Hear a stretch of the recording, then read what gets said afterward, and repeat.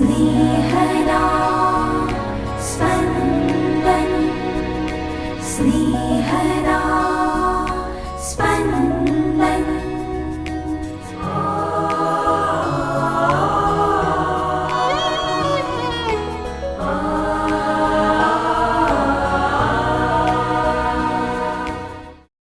આગમન ઋતુનો પહેલો રવિવાર. અનંત જીવન માટે મારી જાતને મારે તૈયાર કરવાની છે, શાંત મન અને અનાસક્ત હૃદયથી.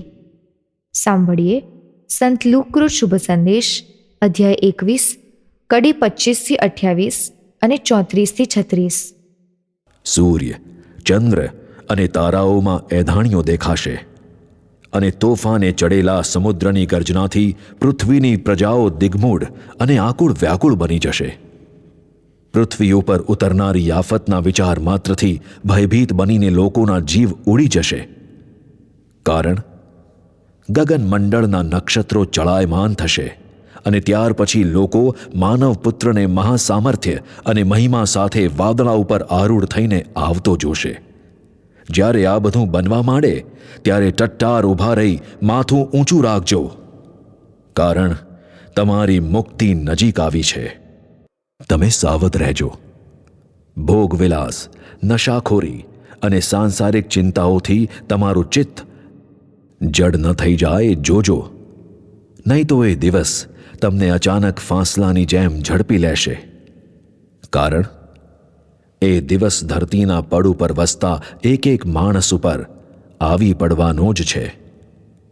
એટલે તમે જાગતા રહેજો અને સતત પ્રાર્થના કરતા રહેજો કે તમે આ બધી બનનારી બાબતોમાંથી સલામત પાર ઉતરો અને માનવ પુત્ર સન્મુખ વિશ્વાસપૂર્વક ઊભા રહી શકો. स्नेहदा स्पन्दन स्पन्दन। આજે આગમન ઋતુનો પ્રારંભ એટલે કે નવા ઉપાસના ચક્રના વર્ષની શરૂઆત, જે અનુસાર આજથી ઉપાસના ચક્રના 3જા વર્ષનો પ્રારંભ થાય છે. આગમન ઋતુમાં આપણે પ્રથમ 3 અઠવાડિયા ઈસુના પુનરાગમનની તૈયારી કરીએ છીએ, અને છેલ્લા અઠવાડિયામાં ઈસુની જન્મ જયંતિની ઉજવણીની તૈયારી કરીએ છીએ. આજનો શુભ સંદેશ ઈસુના પુનરાગમન વિશે, ઈસુએ આપેલી એંધાણીઓ અને તેમના પુનરાગમન માટે તૈયાર રહેવામાં ગાફેલ ન રહીએ એ માટે ચેતવણી આપે છે. આ ચેતવણીમાં આપણે 3 બાબતો પર ધ્યાન આપવાનું છે. પહેલું, ભોગવિલાસમાં પડીને આ દુનિયાને જ આપણું કાયમી નિવાસસ્થાન ન સમજી બેસીએ એની સામે સાવધ રહેવાનું છે. સામાન્ય આનંદ માણતા જીવન પસાર કરવું અને ભોગવિલાસમાં સરી પડીને ઈશ્વરનો માર્ગ ભૂલી બેસવો, એ બેમાં આભ જમીનનો ફરક છે. તે ભૂલી ન જઈએ તેની તકેદારી રાખવાની છે. બીજું, નશાખોરીના રવાડે ચડી ન જવાય એનું ધ્યાન રાખવા માટે ઈસુ ચેતવે છે. અહીં નશાખોરી એટલે માત્ર મદ્યપાનની વાત નથી, પણ શ્રીમંતાઈનો નશો, પદ પ્રતિષ્ઠાનો નશો, વિષય વાસનાનો નશો, એ બધા પ્રકારના નશાની વાત છે. આ બધા દૂષણોની નશાખોરીમાં આપણે ઈશ્વરથી દૂર થઈ જઈએ છીએ. ત્રીજું, સાંસારિક ચિંતાઓથી મુક્ત થઈને ઈશ્વરને ભરોસે જીવીએ એ જ પ્રભુમાં આપણી શ્રદ્ધાનો પુરાવો. આ 3 બાબતોનું ધ્યાન રાખીએ તો ઈસુના પુનરાગમન કે આપણા મૃત્યુ થકી ઈસુ સાથેના મિલન માટે આપણે તૈયાર જ છીએ એવું કહેવાય. આગમન ઋતુના પ્રારંભના પ્રથમ અઠવાડિયા દરમિયાન ઈસુના પુનરાગમનની તૈયારી એટલે કે આધ્યાત્મિક તૈયારી. એ માટે આપણે સૌપ્રથમ આપણા વીતેલા વર્ષ અને વીતેલા જીવનમાં ડોક્યું કરીને તપાસવાનું છે કે આપણે ઈસુના ચીંધેલા માર્ગે ચાલીએ છીએ કે તેમાંથી ક્યાંક ભટકી ગયા છીએ. ઈસુએ બધી આજ્ઞાઓના સાર રૂપે માનવ બંધુ પર પોતાની જાત જેટલો જ પ્રેમ કરવો એ ઈશ્વરની સ્તુતિ પછીની સૌથી મોટી આજ્ઞા ગણાવી છે. આપણે બધા પ્રકારના કર્મકાંડનું પાલન કરતા હોઈએ, પણ સગા ભાઈ સાથે અબોલા હોય, અન્ય સગા સાથે ઊંચા થઈ ગયેલા મન હોય, પડોશીને જોઈને જ આપણું મન ખાટું થઈ જતું હોય, તો આપણું કર્મકાંડ પાલન નિરર્થક થઈ જાય છે અને ઈશ્વર માટે અસ્વીકાર્ય બની જાય છે. આપણે એમાં સુધારો કરવાની જરૂર છે. ઈશ્વર આપણી નબળાઈઓથી સુપેરે માહિતગાર છે, એટલે તે આપણી પાસે આ દિશામાં આપણે પ્રયત્નશીલ બનીએ એ જ ઈચ્છે છે. અને જો આ દિશામાં આપણા પ્રયત્નો શરૂ થાય તો આપણો આધ્યાત્મિક આનંદ તો ચરમસીમાએ પહોંચી જાય, પણ એની સાથે આગમન ઋતુ પછી આપણો નાતાલ પર્વનો આનંદ તો એટલી હદે બેવડાઈ જાય કે એની કોઈ સીમા જ ન રહે. ઈશ્વર આ માટે આપણને એમની વિશેષ કૃપા આપે એવી પ્રાર્થના કરીએ.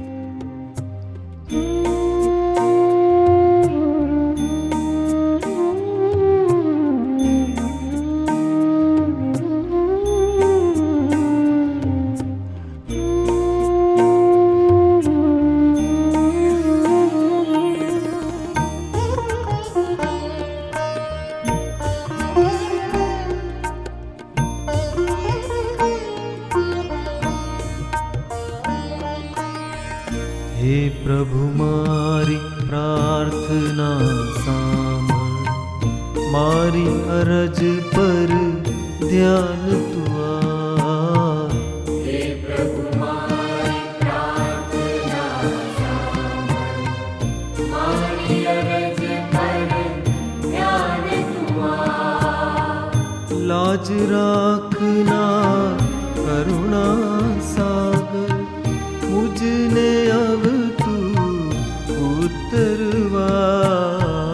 હે પ્રભુ મારી પ્રાર્થના સાંભળ, મારી અરજ પર ધ્યાન તું આપ.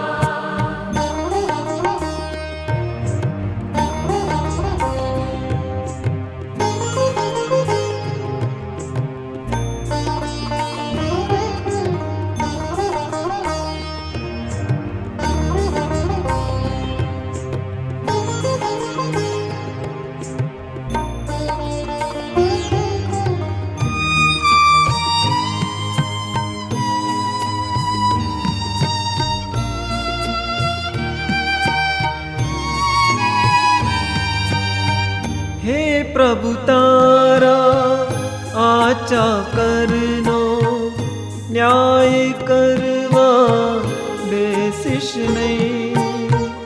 હે પ્રભુ તારા આચા કરનો ન્યાય કરવા બેસીશ નહીં. તારી નજરમાં દોષ વિહોણું કોઈ કહેતા કોઈ નથી. હે પ્રભુ મારી પ્રાર્થના સાંભળ, મારી અરજ પર ધ્યાન તું આપ.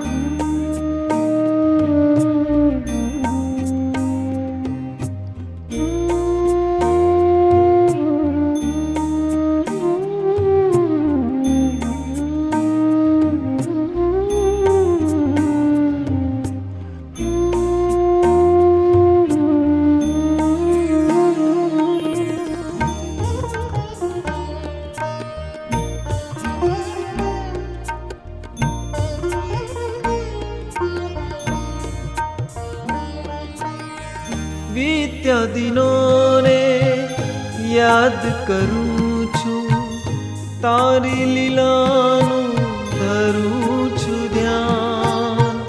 વીત્યા દિનોને યાદ કરું છું, તારી લીલાનું ધરું છું ધ્યાન. મારા મનમાં રમ્યા કરે છે તે જ કરેલા સઘળા કામ. હે પ્રભુ મારી પ્રાર્થના સાંભળ, મારી અરજ પર ધ્યાન તું આપ.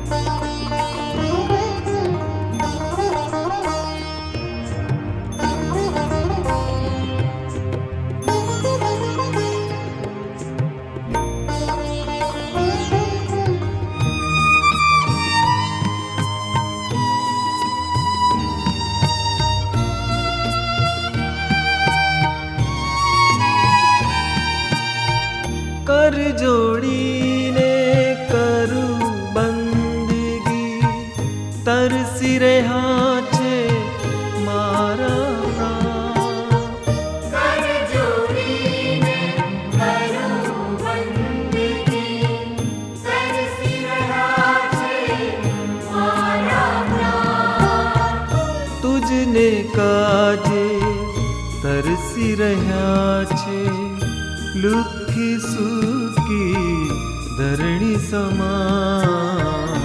હે પ્રભુ મારી પ્રાર્થના સાંભળ, મારી અરજ પર ધ્યાન તું આપ.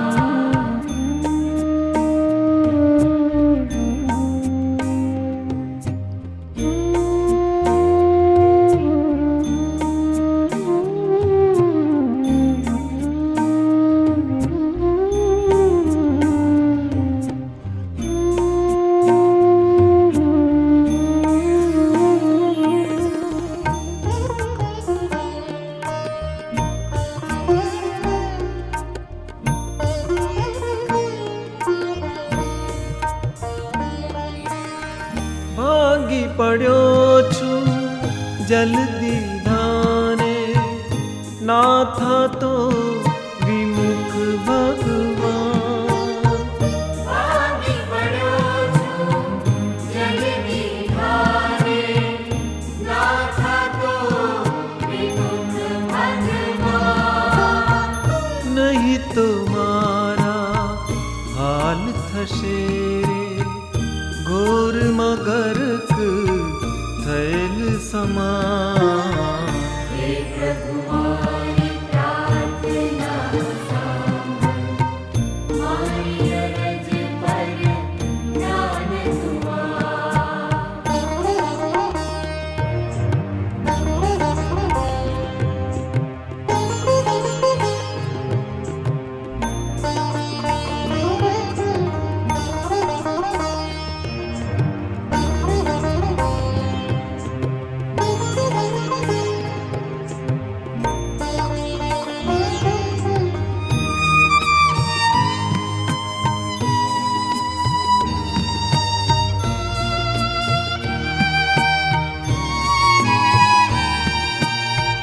તારા નામનું બિરુદ સંભાળી પ્રભુ મને દે જીવનદાન.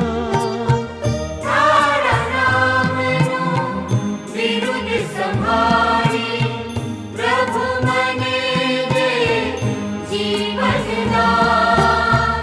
તારી ભલાઈ તું દાખવને, સંકટમાંથી પર ઉતાર. હે પ્રભુ મારી પ્રાર્થના સાંભળ, મારી અરજ પર ધ્યાન તું આપ. હે પ્રભુ મારી પ્રાર્થના સાંભળ, મારી અરજ પર ધ્યાન તું આપ. લાજ રાખના કરુણા સાગર, મુજને અબ તું ઉતરવા.